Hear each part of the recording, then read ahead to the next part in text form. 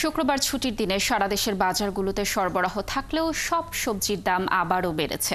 ৮০ টাকার নিচে কোনো সবজির দাম নেই, তবে শসা ও টমেটোর দাম এখনও নাগালের মধ্যে।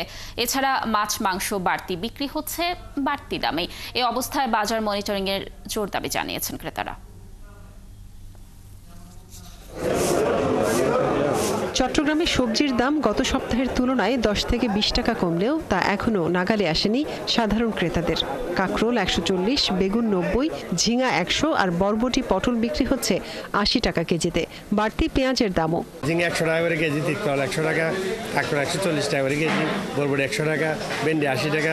সবজির দাম একটু বাড়তি বর্তমান বাজারে, আসলে সাধারণ জনগণের জন্য ক্রয় ক্ষমতার একটু বাইরে। এছাড়া সরবরাহ কম থাকায় মাছের বাজারেও রয়েছে অস্থিরতা। ১০০ টাকা পর্যন্ত বেড়েছে সামুদ্রিক মাছের দাম। আর ব্রয়লার মুরগির দাম কিছুটা কমলেও সোনালির দাম বেড়েছে।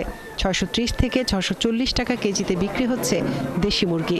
সাগরের মাছ বন্ধ হওয়াতে সাগরের মাছের সরবরাহ কম।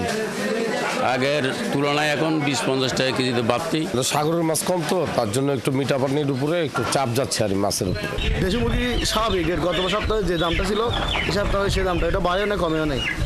এই আপনার সোনালী আর ফার্মের মুরগিতে কেজিতে ২০-৩০ টাকা করে দাম কমছে। মানিকগঞ্জের বাজারে সব ধরনের সবজির দাম বেড়েছে ২০ থেকে ৩০ টাকা পর্যন্ত। ৮০ টাকার নিচে কোনো সবজি মিলছে না। গ্রীষ্মকালীন সবজির দাম সবচেয়ে বেশি, তবে আলু ২৫ ও পেঁয়াজ বিক্রি হচ্ছে ৫০ টাকা কেজিতে।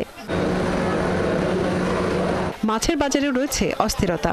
বড় আকারের ইলিশ বিক্রি হচ্ছে ১৮০০ থেকে ২০০০ টাকায়, আর মাঝারি ইলিশ ১২০০ থেকে ১৪০০ টাকা। অন্যান্য মাছের দামও বাড়তি। ৮০ টাকার নিচে কোনো সবজি নাই, এটা আমাদের জন্য খুবই দুর্বিষহ অবস্থা। বরিশালেরটা তো চাচ্ছে ১৬০০ টাকা, আর যেটা যে আপনার কক্সবাজার বাঁশখালী এটা চাচ্ছে ১২০০ টাকা। ময়মনসিংহের বাজারে ঝিঙা, কাঁকরোল, চিচিঙ্গা, ঢেঁড়স আর পটল বিক্রি হচ্ছে ৬০ থেকে ১২০ টাকার মধ্যে।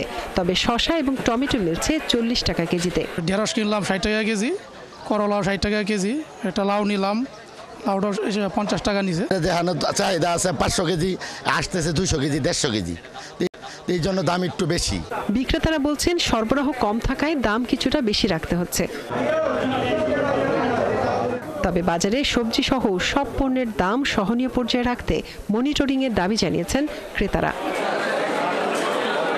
মনিরা কাজুরি, ৭১।